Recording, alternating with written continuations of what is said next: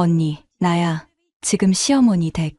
경진이 목소리가 작았지만 거실이 좁아서 다 들렸어요. 부엌에서 설거지를 하는 척하면서 귀를 기울였죠. 아니, 또 오래 있어야 할 것 같아. 태준 씨가 자꾸 엄마 집 들르자고 해서. 목소리 톤이 짜증스러웠어요. 진짜 힘들어. 시어머니까지 챙기느라. 돌아가실 때까지만 참아야지. 가슴이 철렁 내려앉았어요. 손에 들고 있던 그릇이 싱크대에 부딪혔죠. 경진이가 휙 돌아보더니 눈이 마주쳤어요. 언니, 나 끊을게. 전화를 끊고 나서 경진이가 아무렇지 않은 척 앉아 있었어요. 이 가족에게는 대체 무슨 일이 있었던 걸까요? 시작 전에 구독, 좋아요와 알람 설정을 눌러주시면 큰 복이 찾아올 거예요. 댓글로 의견을 남겨주세요. 안녕하세요. 이춘자라고 합니다. 올해로 63이에요. 남편을 먼저 보내고 혼자 산 지도 벌써 2년째네요. 처음엔 참 막막했죠. 아침에 눈 뜨면 텅 빈 방 안이 너무 넓어서 밥하기도 귀찮고 그냥 하루하루가 무겁게만 느껴졌어요. 그래도 이제는 조금 익숙해졌습니다. 혼자서도 밥 차려 먹고 저녁엔 동네 산책하면서 지내고 있어요. 작은 아파트지만 깨끗하게 정돈해 놓고 살아요. 거실 창문 너머로 보이는 단지 앞 꽃밭이 참 예쁘거든요. 봄이면 개나리가 피고 여름엔 백일홍이 피어나죠. 남편이 살아있을 때 함께 산책하던 길이기도 해서 그 길을 걸으면 마음이 조금은 따뜻해집니다. 아들 태준이가 일주일에 한두 번씩 들러요. 퇴근길에 들러서 엄마, 오늘 뭐 드셨어요? 물어보고 냉장고 확인하고 전구 갈아야 할 데 없는지 살펴보죠. 그러면서 이것저것 챙겨줍니다. 병원 갈 일 있으면 태준이가 꼭 차 몰고 와서 데려다 주고요. 며느리 경진이도 같이 오곤 해요. 현관문 열고 들어서면서 어머니, 안녕하세요. 하고 밝게 인사하죠. 웃는 얼굴이 참 예뻐요. 거실 소파에 앉아서 이런저런 얘기 나누는데 경진이가 말을 참 잘해요. 어머니, 혼자 계시니까 얼마나 쓸쓸하세요. 나중엔 저희가 모실 테니까 너무 걱정하지 마세요. 그런 말 들으면 가슴이 따뜻해지죠. 세상에 자식도 귀한데 며느리가 이렇게 말해주다니. 처음 들었을 땐 눈물이 핑 돌 정도로 고마웠어요. 나 같은 시어머니한테 이렇게 잘해줄 생각을 하다니. 동네에서도 다들 부러워했어요. 아파트 경로당에서 만나는 친구들이 그러더라고요. 춘자 씨, 며느리 참 착하게 생겼던데요. 말씀도 참 곱게 하시더라. 요즘 그런 며느리 흔치 않아요. 그럴 때마다 괜히 어깨가 으쓱해졌죠. 내 며느리가 자랑스러웠어요. 친구 박미숙이도 그래도 며느리가 저렇게 말이라도 잘해주니까 든든하겠네 하면서 부러워하더라고요. 그런데 시간이 지나면서 뭔가 이상하다는 생각이 들기 시작했어요. 경진이는 늘 말만 했거든요. 저희가 모실게요. 어머니 걱정하지 마세요. 그런 말들은 참 많이 했는데 실제로 뭘 해주는 건 거의 없었어요. 집에 와서도 소파에 앉아 핸드폰만 들여다보고 제가 차 내오면 받아 마시고 과일 깎아주면 먹고 병원 갈 일이 있어도 태준이 혼자 데려다 줬어요. 경진이는 저 오늘 회사 일이 있어서요 하면서 안 왔죠. 집안일 거들어준 적도 없었고요. 그냥 와서 앉아 있다가 가는 거예요. 어느 날은 제가 허리가 아파서 집안 청소를 못하고 있었어요. 태준이랑 경진이가 왔는데 태준이가 먼저 알아차리더라고요. 엄마, 허리 안 좋으세요? 제가 청소기 좀 돌릴게요. 그러면서 청소기 꺼내서 거실 쓸고 화장실도 닦아줬어요. 경진이는 그 옆에서 소파에 앉아 핸드폰만 보고 있더라고요. 아무 말도 안 하고요. 그때 처음으로 생각했어요. 말만 앞세우는 건 아닐까. 또 한 번은 제가 감기 몸살이 심해서 태준이한테 전화했어요. 약국 가기도 힘들 것 같다고요. 태준이가 퇴근하고 바로 달려와서 약 사다 주고 죽도 끓여줬어요. 경진이는 그날도 안 왔어요. 나중에 전화로 어머니 괜찮으세요? 하고 물어보긴 했지만요. 그런 일들이 쌓이면서 뭔가 씁쓸한 기분이 들기 시작했어요. 말은 참 잘하는데 행동은 따라오지 않는 사람. 그게 우리 며느리였어요. 그래도 전 스스로를 다독였어요. 그래, 며느리도 바쁘겠지. 직장 다니는 것도 힘들 텐데. 말이라도 이렇게 해주는 게 어딘가. 친구 미숙이한테 하소연을 조금 했더니 그러더라고요. 그래도 춘자 씨, 며느리가 말이라도 곱게 하잖아. 어떤 집은 며느리가 시어머니 쳐다보지도 않는다던데. 맞는 말이에요. 경진이는 적어도 나한테 함부로 하진 않았으니까요. 그냥 이렇게 지내면 되는 거겠죠. 노후가 걱정되긴 했지만 아들이 있으니까 괜찮을 거라고 믿었어요. 어느 늦은 오후였어요. 거실 창가에 앉아서 차 한 잔 마시고 있었죠. 해가 지면서 하늘이 붉게 물들고 있었어요. 문득 이런 생각이 들더라고요. 내가 정말 늙으면 어떻게 될까? 태준이는 효자니까 날 돌봐주겠죠. 그런데 경진이는 어떨까? 지금처럼 말만 하고 실제로는 아무것도 안 하는 건 아닐까? 아니, 혹시 나중엔 태준이한테 시어머니 모시기 싫다고 하는 건 아닐까? 그 생각이 드니까 갑자기 가슴이 답답해졌어요. 차가 목으로 잘 넘어가지 않더라고요. 창밖을 보니 단지 안놀이터에서 아이들이 뛰어놀고 있었어요. 엄마들이 옆에 서서 지켜보고 있고요. 평범한 오후 풍경이었죠. 그런데 왠지 그 장면이 아득하게만 느껴졌습니다. 그날 밤 잠이 잘 오지 않았어요. 천장을 보면서 한참을 뒤척였죠. 남편이 살아있었다면 이런 고민 같은 거 안 했을 텐데. 옆에서 코 골며 자는 남편 보면서 그냥 웃고 넘겼을 텐데. 혼자라는 게 이렇게 무섭더라고요. 미래가 보이지 않는 게 무서웠어요. 그래도 다음 날 아침엔 일어나서 밥 먹고 설거지하고 평소처럼 살았습니다. 뭐 어떡해요. 사는 거죠. 그날은 금요일 저녁이었어요. 태준이가 전화를 했어요. 엄마, 오늘 저녁에 갈게요. 경진이랑 같이요. 반가운 마음에 냉장고를 열어봤죠. 마침 김치전 부칠 재료가 있어서 준비를 시작했습니다. 저녁 6시 반쯤 초인종이 울렸어요. 현관문을 열었더니 태준이랑 경진이가 서 있었죠. 그런데 뭔가 이상했어요. 태준이 얼굴이 굳어 있었고 경진이는 인사도 대충 하고 안으로 들어왔거든요. 어머니, 안녕하세요.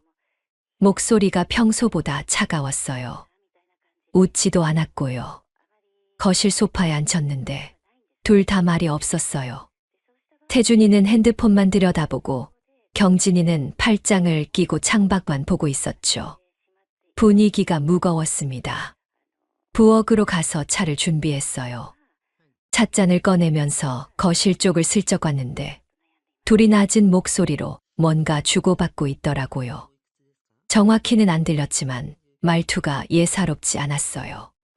차를 내왔는데 경진이가 받지도 않고 탁자 위에 둔 채로 그냥 핸드폰만 만지작거렸어요. 태준이는 차를 한 모금 마시더니 한숨을 쉬었습니다. 엄마, 건강은 괜찮으세요? 응, 괜찮아. 너희는? 네. 대화가 이어지지 않았어요. 평소 같으면 이것저것 물어보고 얘기 나누는데 그날은 정말 말이 없었죠. 한참을 그렇게 앉아 있다가 태준이가 일어섰어요. 엄마, 저 화장실 좀. 그래, 다녀와. 태준이가 화장실로 들어가자마자 경진이 핸드폰을 들고 전화를 걸었어요. 목소리가 작았지만 거실이 좁아서 다 들렸죠. 부엌에서 설거지를 하는 척하면서 귀를 기울였습니다. 언니, 나야. 응, 지금 시어머니 댁. 그 말에 손이 멈췄어요. 무의식 중에 물소리를 줄였죠. 아니, 또 오래 있어야 할 것 같아. 태준이가 자꾸 엄마 집 들르자고 해서. 목소리 톤이 평소랑 달랐어요. 짜증이 섞여 있었죠.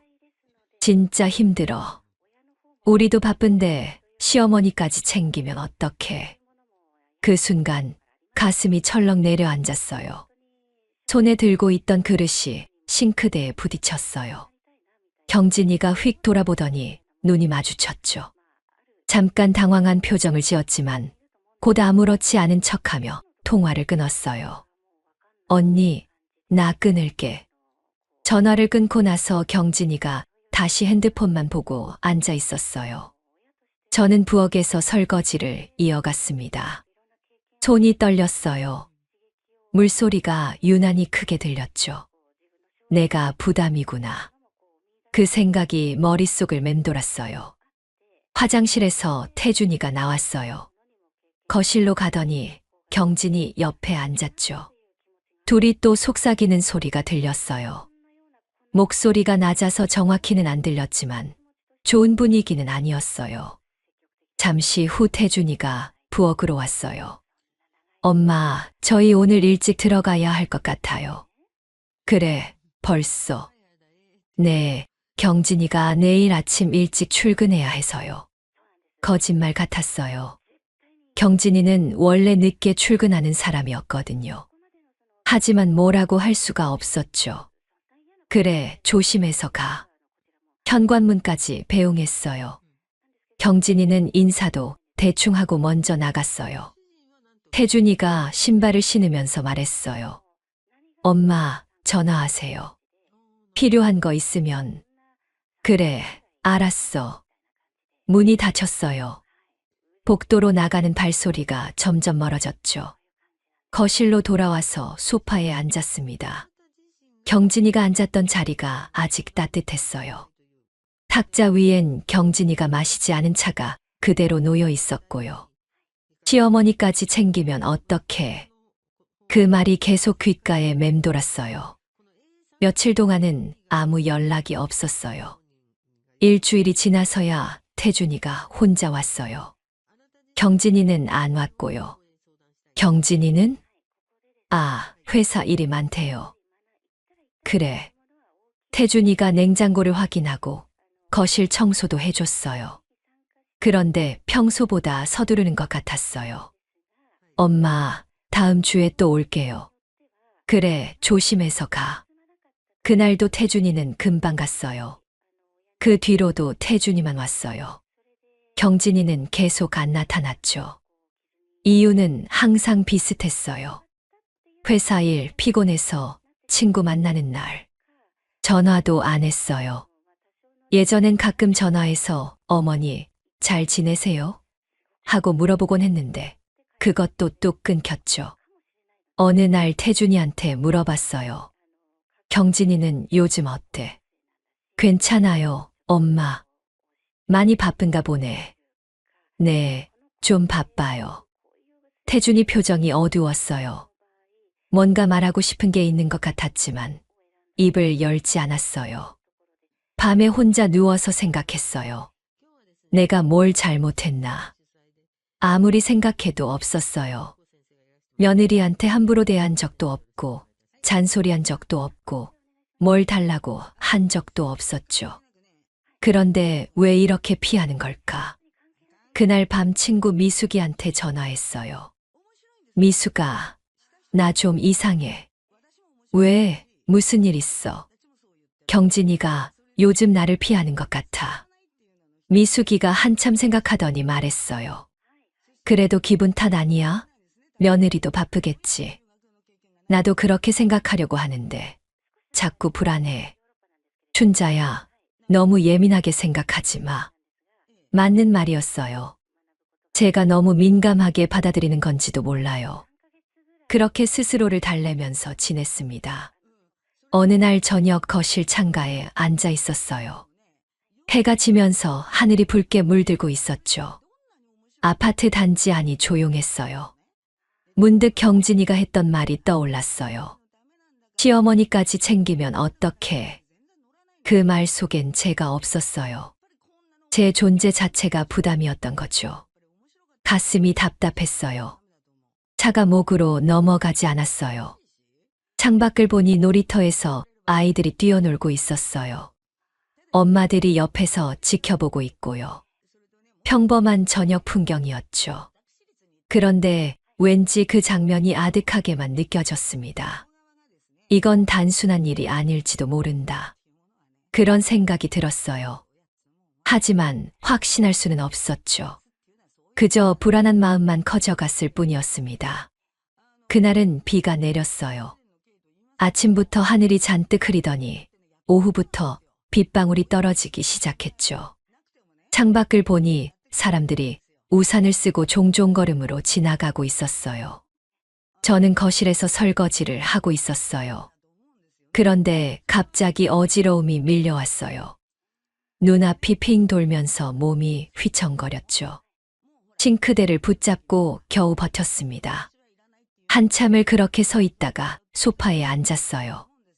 머리가 무겁고 속이 메스꺼웠어요. 혈압약을 먹긴 했는데 요즘 날씨 때문인지 몸이 자꾸 이상했거든요. 태준이한테 전화를 걸었어요. 태준아, 엄마 좀 어지러워서 그러는데. 엄마, 어디 아프세요? 지금 어디세요?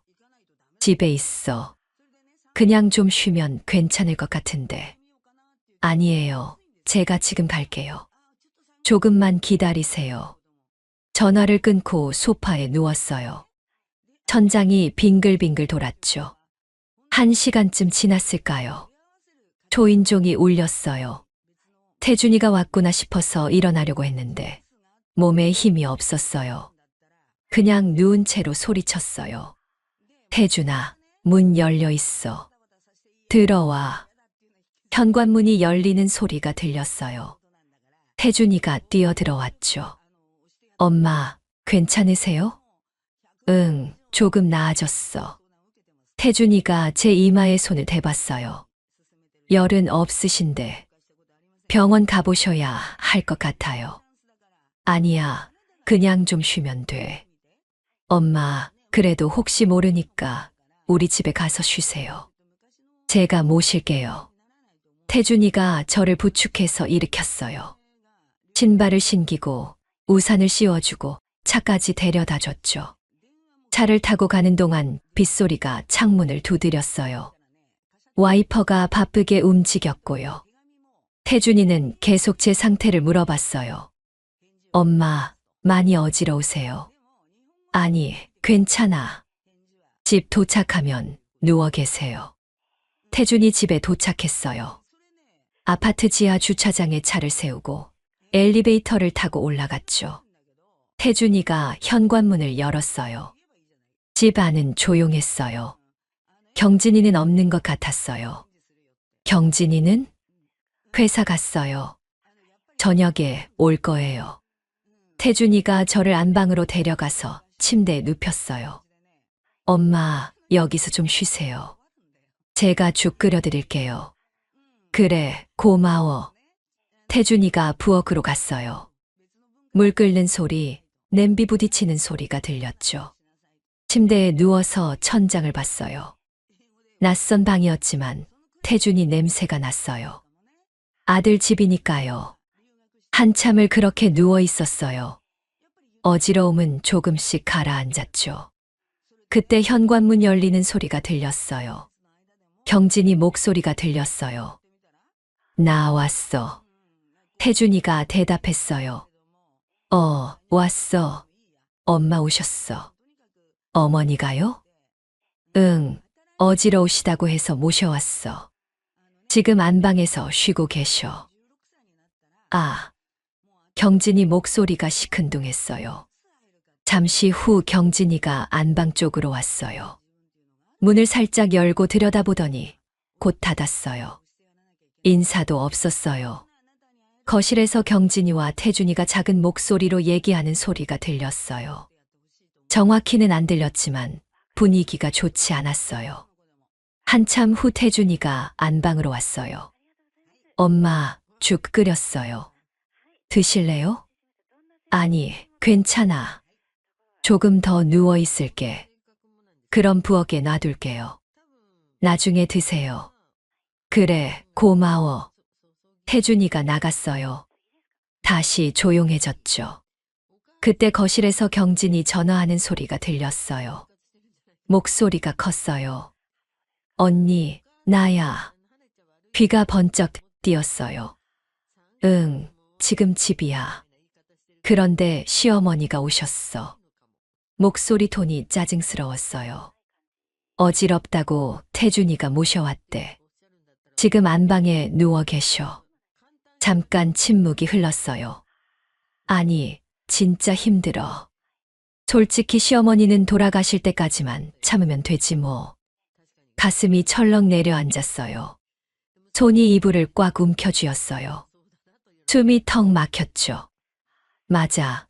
그때까지만 버티면 돼. 그 후엔 우리끼리 편하게 살면 되잖아. 경진이가 웃었어요. 전화기 너머로 친구도 웃는 소리가 들렸죠. 그래, 알았어. 나중에 얘기하자. 끊을게. 전화가 끊어졌어요. 저는 침대에 누운 채로 움직일 수가 없었어요. 온몸이 얼어붙은 것 같았죠. 눈물이 주르르 흘러내렸어요. 돌아가실 때까지만 참으면 되지 뭐. 그 말이 귓가에서 맴돌았어요. 지울 수가 없었어요. 한참 후 현관문 열리는 소리가 들렸어요. 태준이 목소리가 들렸죠. 다녀왔어. 밖에 나갔다 온 모양이에요. 거실에서 경진이와 태준이가 얘기하는 소리가 들렸어요. 조금 있더니 태준이 목소리가 커졌어요. 뭐라고? 엄마한테 그런 말을 했어. 뭔 소리야? 방금 전 친구랑 통화한 거 다 들렸어. 엄마가 돌아가실 때까지 참으면 된다고. 그게 무슨 말이야? 아, 그건 그냥 우리 엄마한테 어떻게 그런 말을 해? 태준이 목소리가 떨렸어요. 화가 난 목소리였죠. 감정이었을 뿐이야. 너무 예민하게 받아들이지 마. 감정, 사람을 그렇게 생각하는 게 감정이야? 태준아, 내가 힘든 것도 좀 이해해줘. 회사 일도 바쁜데 시어머니까지 신경 쓰려니까 힘들다고. 그래도 그런 말은 하면 안 되는 거잖아. 알았어, 알았어. 내가 잘못했어. 됐지. 경진이 목소리가 건성이었어요. 진심이 없었죠. 거실이 조용해졌어요. 저는 침대에서 일어났어요. 눈물을 닦고 안방 문을 열었죠. 거실로 나갔어요. 태준이와 경진이가 소파에 앉아 있었어요. 둘 다 제 쪽을 봤죠. 엄마. 태준이가 놀란 표정으로 일어났어요. 저는 아무 말도 하지 않았어요. 그냥 현관 쪽으로 걸어갔죠. 엄마, 어디 가세요? 집에 갈게. 엄마, 아직 몸이 안 좋으신데. 괜찮아. 집에서 쉴게. 태준이가 저를 붙잡았어요. 엄마, 죄송해요. 경진이가 잘못했어요. 괜찮아. 이해해. 저는 태준이 손을 뿌리치고 현관문을 열었어요. 빗소리가 들렸어요. 밖은 여전히 비가 내리고 있었죠. 태준이가 우산을 씌워줬어요. 엄마, 제가 모셔다 드릴게요. 아니야, 택시 타고 갈게. 엄마, 괜찮아. 저는 엘리베이터를 탔어요. 문이 닫히면서 태준이 얼굴이 보이지 않았죠. 아파트를 나와서 길을 걸었어요. 비가 우산을 때렸어요. 발밑이 젖어갔죠. 눈물이 멈추지 않았어요. 돌아가실 때까지만 참으면 되지 뭐. 그 말이 계속 귓가에 맴돌았습니다. 그날 이후로 모든 게 달라졌어요. 경진이는 더 이상 제게 말을 걸지 않았어요. 태준이와 함께 올 때도 인사만 대충 하고 소파에 앉아 핸드폰만 봤죠. 제가 차를 내와도 받지 않았어요. 그냥 탁자 위에 둔 채로 식어가게 내버려뒀어요. 태준이가 눈치를 보면서 말했어요. 경진아, 엄마가 차 내오셨잖아. 경진이는 고개도 들지 않았어요. 난 괜찮아요. 안 마셔요. 차가운 목소리였어요. 저를 쳐다보지도 않았죠. 태준이가 난처한 표정으로 저를 봤어요. 저는 그냥 웃으며 말했어요. 괜찮아. 억지로 마실 필요 없지. 하지만 속은 쓰렸어요. 일주일 후 병원 검진 날이 다가왔어요. 정기 검진이었는데 혼자 가기엔 몸이 불편했어요. 태준이한테 전화를 했죠. 태준아, 다음 주 화요일에 병원 가야 하는데. 알겠어요, 엄마. 제가 모셔다 드릴게요. 전화를 끊고 마음이 조금 놓였어요. 화요일 아침이 됐어요. 병원 예약 시간은 오전 10시였어요. 9시쯤 태준이한테 전화가 왔어요. 엄마 죄송한데 오늘 제가 회사에 급한 일이 생겨서요. 경진이한테 부탁했는데 경진이도 오늘 회의가 있대요. 가슴이 철렁했어요. 그럼 나 혼자 가야 하나? 엄마, 정말 죄송해요. 택시 타고 가실 수 있으세요? 전화를 끊었어요. 손이 떨렸어요. 혼자서 준비를 했어요. 옷을 입고 가방을 챙기고 현관문을 나섰죠. 택시를 타고 병원에 갔어요. 검진을 받고 결과를 기다리고 약을 타고 나왔어요. 혼자서 하니까 힘들더라고요. 다리도 아프고 머리도 무거웠어요. 집에 돌아와서 소파에 앉았어요. 텅 빈 거실이 너무 넓게 느껴졌죠. 다음 날 태준이가 전화를 했어요. 엄마, 어제 병원 잘 다녀오셨어요? 응, 다녀왔어. 혼자 가시느라 힘드셨죠. 정말 죄송해요. 괜찮아. 나도 이제 익숙해져야지. 전화를 끊고 눈물이 났어요. 참았지만 멈출 수가 없었어요. 그날 저녁 태준이와 경진이가 함께 왔어요. 태준이가 미안한 마음에 들른 것 같았어요. 엄마, 괜찮으세요? 응, 괜찮아. 경진이는 소파에 앉아서 핸드폰만 봤어요. 저를 쳐다보지도 않았죠.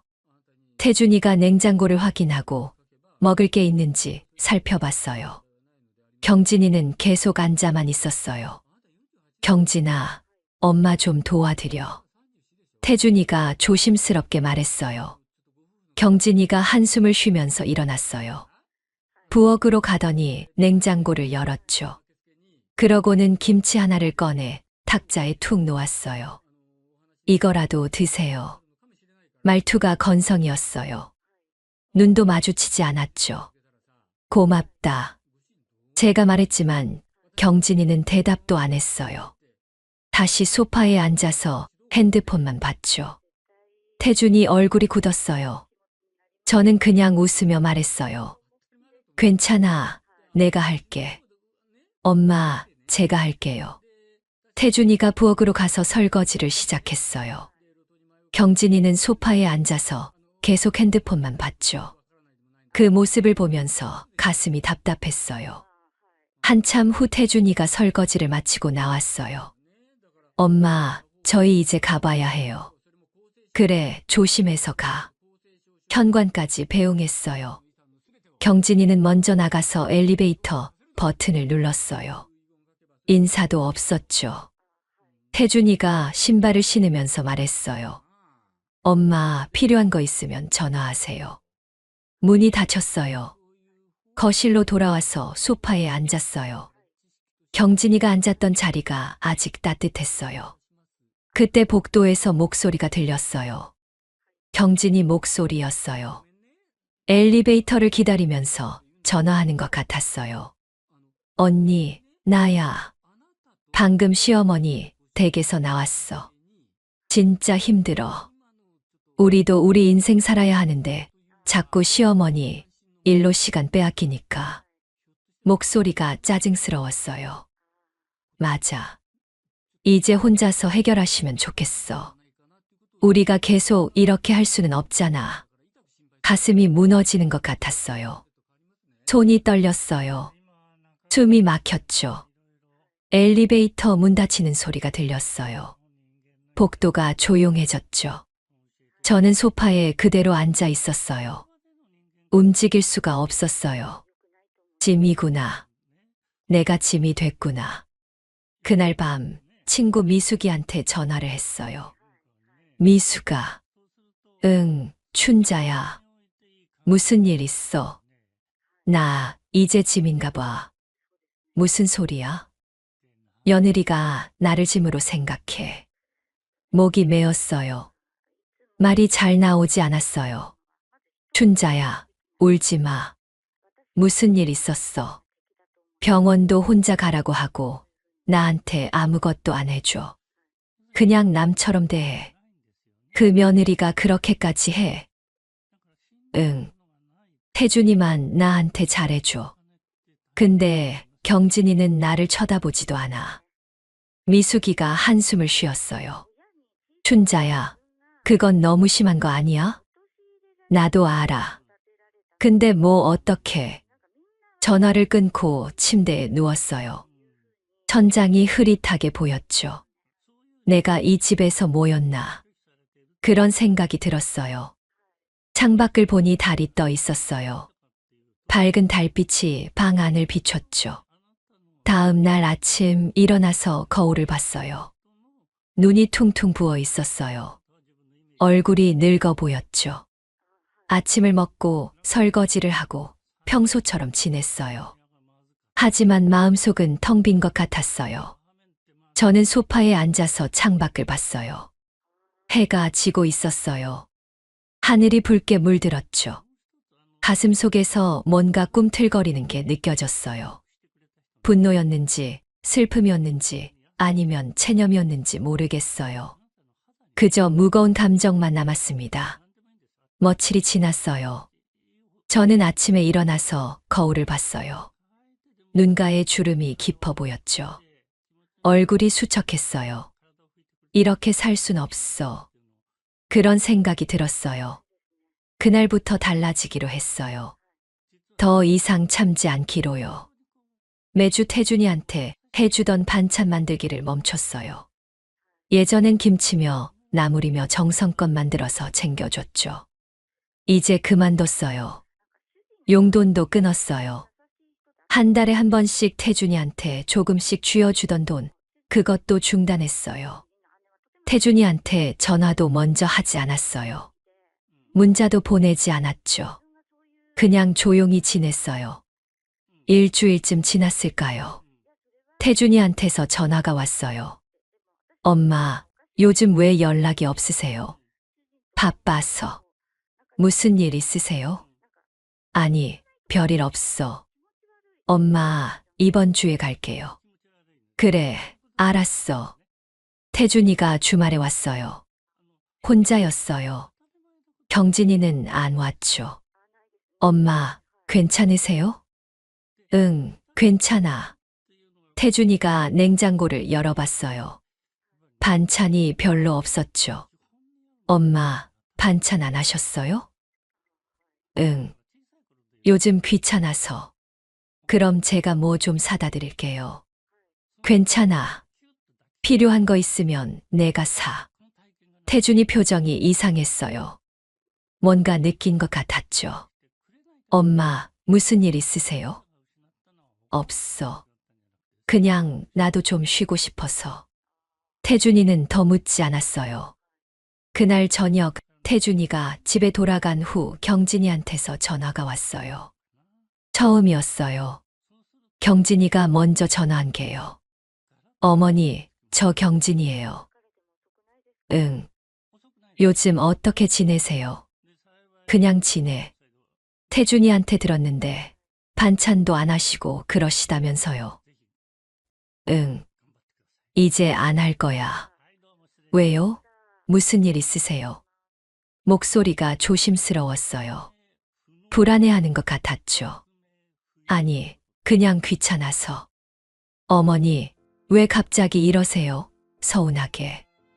서운하다는 말에 웃음이 나왔어요. 서운한 건 나야. 네. 괜찮아. 내가 알아서 살면 되지. 너희한테 짐이 되기 싫으니까. 전화 너머로 침묵이 흘렀어요. 어머니, 무슨 말씀이세요? 너도 알잖아. 내가 한 말. 제가 뭐려? 됐어. 이제 나도 내 인생 살 거야.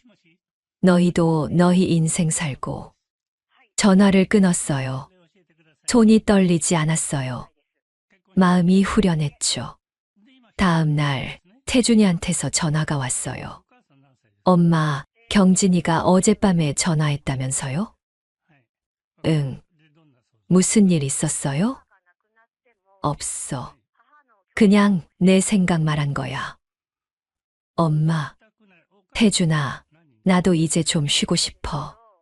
너희 걱정하느라 지쳤어. 엄마, 무슨 말씀이세요? 괜찮아. 나 혼자서도 잘 살 수 있어. 태준이가 한참 말이 없었어요. 엄마, 제가 잘못했어요. 경진이한테 제가 다시 얘기할게요. 그럴 필요 없어. 너만 잘하면 돼. 전화를 끊었어요. 창밖을 봤어요. 하늘이 맑았어요. 구름 한 점 없이 깨끗했죠. 오랜만에 마음이 가벼웠어요. 이제 나도 내 인생을 살아야지. 그날 저녁 친구 미숙이한테 전화를 했어요. 미숙아, 나 결정했어. 무슨 결정? 더 이상 참지 않기로. 춘자야, 무슨 일 있었어? 아무 일도 없어. 그냥 이제 나도 좀 살고 싶어서. 미숙이가 한참 생각하더니 말했어요. 잘했어, 춘자야. 내가 너무 많이 참았어. 응. 이제 내 인생 좀 살아야지. 전화를 끊고 소파에 앉았어요. 거실이 조용했어요. 하지만 답답하지 않았어요. 오히려 편안했죠. 창밖으로 저녁 노을이 보였어요. 하늘이 붉게 물들고 있었어요. 이제 시작이야. 그런 생각이 들었어요. 마음속에서 뭔가 단단해지는 게 느껴졌어요. 분노도 아니고 슬픔도 아니었어요. 그냥 담담한 결심이었죠. 더 이상 며느리 눈치를 보지 않겠다고요. 더 이상 짐이 되지 않겠다고요. 나도 내 인생을 살겠다고요. 저는 차를 한 잔 마시면서 창밖을 봤어요. 아파트 단지가 조용했어요. 저녁이 깊어가고 있었죠. 이제 뭔가 달라질 거예요. 그런 예감이 들었습니다. 그날부터 달라졌어요.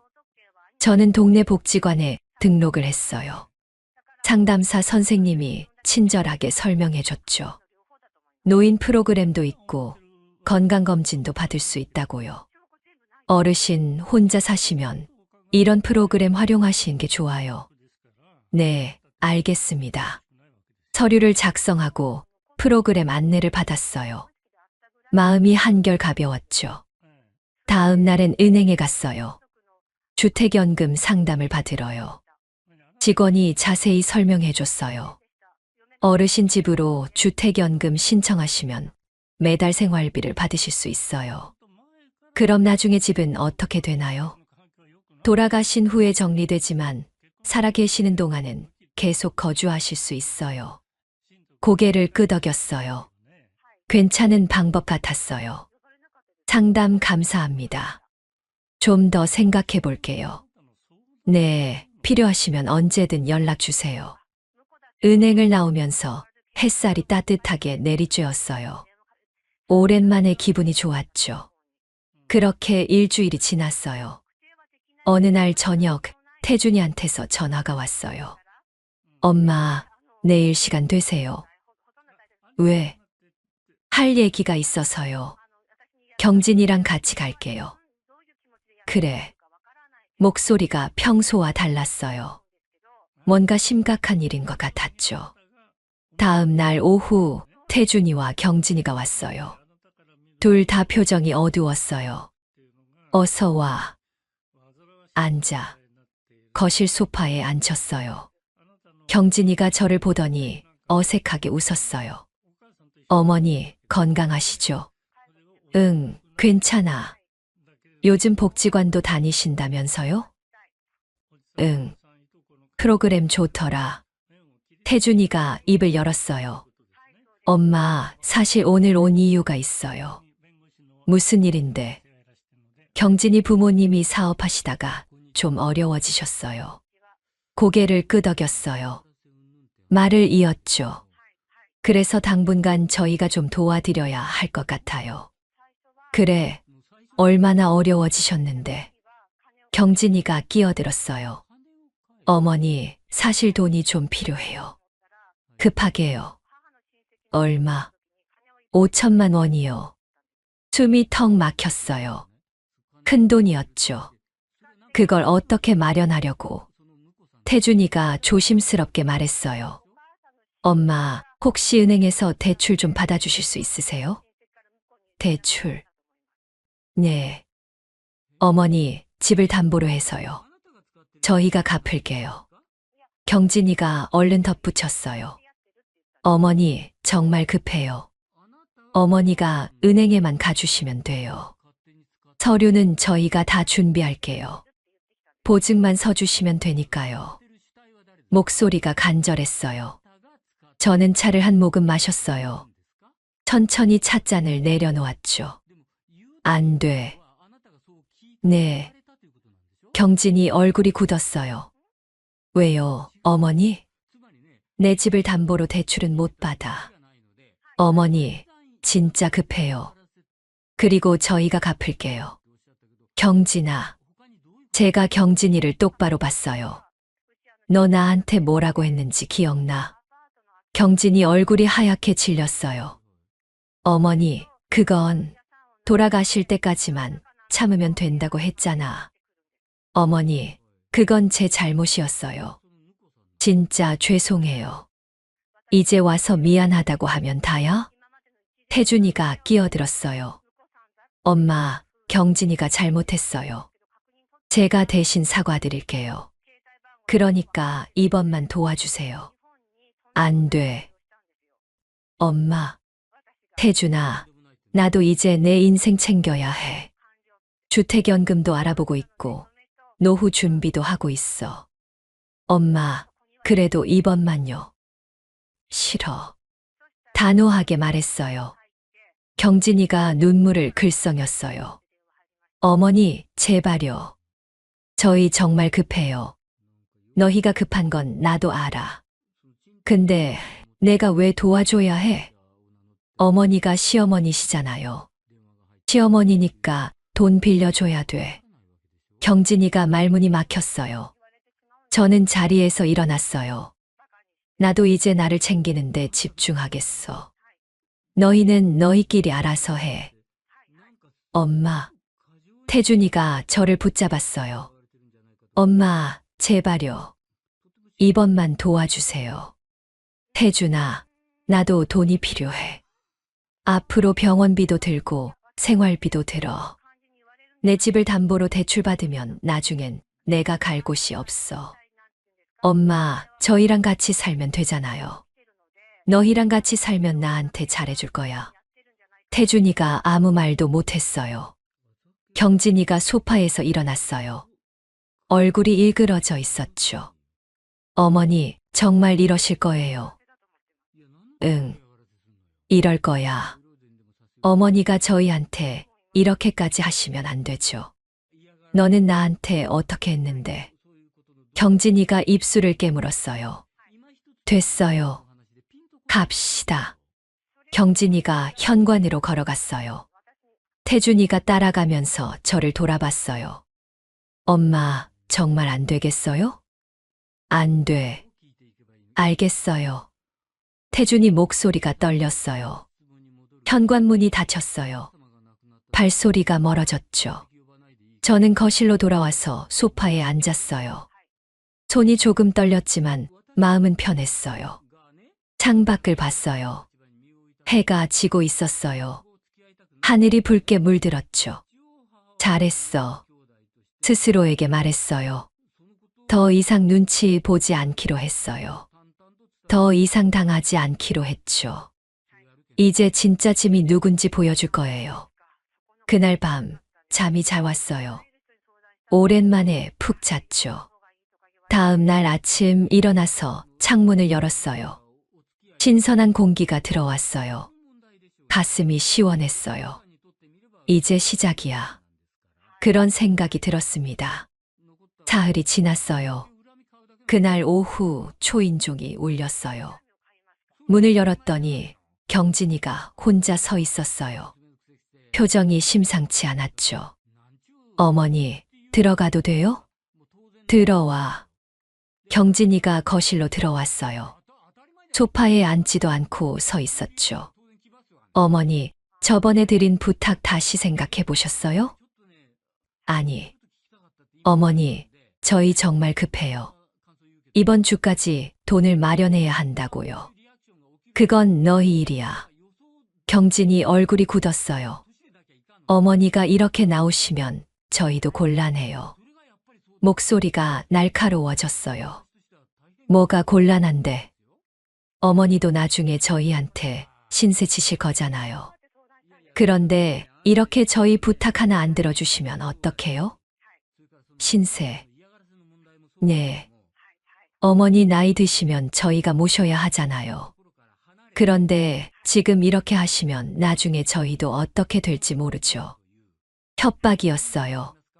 노골적인 협박이었죠. 저는 천천히 소파에 앉았어요. 경진아, 너 지금 뭐라고 한 거야? 사실대로 말씀드리는 거예요. 어머니가 저희한테 잘해주셔야 나중에 저희도 어머니한테 잘하죠. 그래. 네. 어머니도 아시잖아요. 요즘 세상에 시어머니 모시는 며느리가 어디 있어요. 그런데 제가 그래도 어머니를 생각해서 이렇게 부탁드리는 건데 어머니가 이렇게 나오시면 진짜 서운해요. 얼굴이 뻔뻔했어요. 눈빛도 차가웠죠. 어머니, 다시 한 번만 생각해 주세요. 은행 가서 서류만 써주시면 돼요. 그것도 안 해주시려고요? 경진아. 네. 너 나한테 뭐라고 했는지 기억나? 무슨 말씀이세요? 돌아가실 때까지만 참으면 된다고 했잖아. 경진이 얼굴이 하얗게 질렸어요. 어머니, 그건 그때 녹음했어. 네. 저는 핸드폰을 꺼냈어요. 녹음 파일을 찾았죠. 재생 버튼을 눌렀어요. 경진이 목소리가 핸드폰에서 흘러나왔어요. 솔직히 시어머니는 돌아가실 때까지만 참으면 되지 뭐. 웃음소리가 들렸어요. 맞아. 그때까지만 버티면 돼. 그 후엔 우리끼리 편하게 살면 되잖아. 녹음이 끝났어요. 거실이 조용했어요. 경진이가 입술을 떨었어요. 얼굴이 창백했죠. 어머니, 그건 제가 잠깐 화가 나서 한 말이에요. 잠깐 화가 나서. 네. 진심이 아니었어요. 그래. 근데 나한테는 진심으로 들렸는데. 어머니. 경진아, 내가 나를 어떻게 생각했는지 이제는 내가 가장 잘 알아. 경진이가 무릎을 꿇었어요. 어머니, 죄송해요. 제가 잘못했어요. 용서해 주세요. 이제 와서 용서. 진심으로 사과드려요. 다시는 그런 말 안 할게요. 경진아, 늦었어. 어머니, 제발요. 눈물이 주르르 흘러내렸어요. 하지만 저는 마음이 움직이지 않았어요. 일어나. 어머니, 일어나라고. 경진이가 일어났어요. 얼굴이 눈물범벅이었죠. 이제 집에 가. 어머니, 그럼 대출은요? 안 된다고 했잖아. 어머니, 저희 정말 급해요. 그건 내 문제가 아니야. 경진이가 입술을 깨물었어요. 어머니가 정말 이러실 거예요. 응. 이럴 거야. 그럼 나중에 어머니 모시는 것도 생각해 봐야겠네요. 협박하는 목소리였어요. 저는 웃었어요. 좋아. 나도 너희한테 기대 안 해. 이제부터 내 인생은 내가 지킨다. 어머니, 나가. 어머니, 나가라고. 목소리를 높였어요. 경진이가 깜짝 놀라서 뒤로 물러났어요. 그러고는 가방을 집어들고 현관으로 걸어갔죠. 문이 쾅 닫혔어요. 저는 소파에 앉아서 한숨을 쉬었어요. 손이 떨렸지만 마음은 시원했어요. 그날 저녁 태준이한테서 전화가 왔어요. 엄마, 경진이한테 들었어요. 그래. 엄마, 녹음까지 하셨어요? 응. 증거 남겨놔야 할 것 같아서. 태준이가 한참 말이 없었어요. 엄마, 죄송해요. 제가 경진이를 제대로 못 봤어요. 괜찮아. 이제 알았으니까. 엄마, 경진이한테 제가 단단히 얘기할게요. 그래. 너는 너대로 생각해봐. 네, 엄마. 전화를 끊었어요. 창밖을 봤어요. 달이 밝게 떠 있었어요. 이제 끝났구나. 그런 생각이 들었어요. 오랜만에 가슴이 후련했어요. 짐을 내려놓은 것 같았죠. 다음 날 아침 일어나서 거울을 봤어요. 얼굴이 환해 보였어요. 주름이 그대로였지만 표정이 달랐죠. 아침을 먹고 복지관에 갔어요. 프로그램에 참여하고 친구들과 얘기 나누고 웃으면서 지냈어요. 오후에 집에 돌아왔어요. 거실이 따뜻했어요. 소파에 앉아서 차를 마셨어요. 창밖으로 햇살이 들어왔죠. 이제 내 인생을 살 거야. 그런 다짐을 했어요. 더 이상 눈치 보지 않고, 더 이상 당하지 않고, 당당하게 살 거예요. 그날 저녁 친구 미숙이한테 전화를 했어요. 미숙아, 나 다 정리했어. 진짜 어떻게 됐어? 경진이한테 녹음 들려줬어. 제대로 보여줬지. 잘했어, 춘자야. 속 시원하다. 응. 나도 시원해. 전화를 끊고 소파에 앉았어요. 거실이 조용했어요. 하지만 외롭지 않았어요. 이제 새로운 시작이에요. 제 인생의 새로운 시작이었습니다. 한 달이 지났어요. 저는 매일 아침 7시에 일어났어요. 가볍게 스트레칭을 하고 아침을 먹고 복지관으로 향했죠. 월요일과 수요일은 요가 수업이었어요. 목요일은 노래교실이었고요. 화요일과 금요일은 친구들과 함께 산책을 했어요.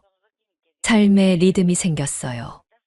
시간표대로 움직이니까 하루하루가 알차게 느껴졌죠. 복지관에서 만난 친구들과 점심도 먹고 차도 마시고 이런저런 얘기도 나눴어요. 웃을 일도 많아졌고요. 춘자 씨, 요즘 표정이 많이 밝아지셨네요. 미숙이가 말했어요. 그래? 나도 그런 것 같아. 며느리 문제는 어떻게 됐어요? 다 정리했어. 이제 신경 안 써. 잘하셨어요. 그게 맞아요. 미숙이가 고개를 끄덕였어요. 요가 수업이 끝나고 집에 돌아오면 오후였어요. 가벼운 저녁을 먹고 책을 읽거나 텔레비전을 봤죠. 평범한 일상이었지만 행복했어요.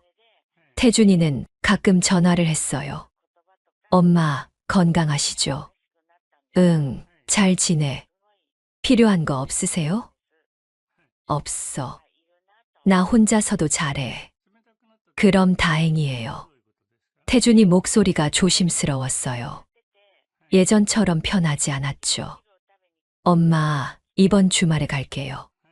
그래, 오고 싶으면 와. 네, 엄마. 주말에 태준이가 왔어요. 혼자였어요. 경진이는 안 왔죠. 경진이는 집에 있어요. 그래. 더 묻지 않았어요. 알고 싶지도 않았고요. 태준이가 냉장고를 확인하고 이것저것 살펴봤어요. 엄마, 요즘 복지관 다니신다면서요? 응. 프로그램도 좋고 친구들도 생겼어. 그거 좋네요. 엄마가 활기차 보이셔서 다행이에요. 나도 이제 내 인생 살려고. 태준이가 고개를 숙였어요. 엄마, 죄송해요. 괜찮아. 너는 내 인생 살고 나는 내 인생 살면 돼. 네, 엄마. 태준이가 오래 있지 않고 갔어요. 예전처럼 편하게 있지 못했죠. 거리가 생긴 거예요. 하지만 저는 괜찮았어요. 오히려 편했죠. 어느 날 오후 경진이한테서 전화가 왔어요. 어머니, 저 경진이에요. 응. 어머니, 그동안 제가 정말 잘못했어요. 용서해 주세요. 그래. 어머니, 다시 기회를 주세요. 제가 잘할게요. 경진아, 이제 그만해. 어머니, 나 너한테 기대 안 해. 너도 나한테 기대하지 마. 어머니, 그렇게 말씀하시면 안 돼요. 왜 안 돼? 나도 내 인생이 있어. 어머니, 나 이제 바빠. 끊을게. 전화를 끊었어요. 가슴이 시원했어요. 더 이상 눈치 볼 필요가 없었죠. 창밖을 봤어요. 봄이 왔어요. 아파트 단지 앞 꽃밭에 개나리가 피어 있었죠. 노란 꽃들이 바람에 흔들렸어요. 햇살이 따뜻하게 내리쬐었고요. 이제 내 인생의 마지막 장은 내가 쓴다. 그런 생각이 들었어요. 더 이상 누군가의 눈치를 보며 살지 않겠다고요. 더 이상 짐이 되지 않겠다고요. 나를 홀대하는 사람에게는 거리두기가 최고였어요. 그게 제가 배운 거예요. 저는 복지관 친구들과 약속이 있어서 밖으로 나갔어요. 가방을 메고 신발을 신고 현관문을 열었죠. 복도로 나서니 햇살이 밝았어요. 발걸음이 가벼웠어요. 춘자 씨, 이리 와요. 미숙이가 손을 흔들었어요. 응, 갈게. 친구들과 함께 걸어갔어요. 웃으면서요. 이제 제 인생은 제가 책임지는 거예요. 누구에게도 기대지 않고 당당하게 살 거예요. 그게 제 새로운 시작이었습니다. 하늘이 맑았어요. 구름 한 점 없이 깨끗했죠. 저는 친구들과 함께 봄 햇살 아래를 걸었어요. 마음이 따뜻했어요. 이제 괜찮았어요. 정말 괜찮았습니다. 영상 끝까지 시청해 주셔서 감사합니다. 마지막으로 구독, 좋아요와 알람 설정을 눌러주시면 큰 복이 찾아올 거예요. 댓글로 의견을 남겨주세요.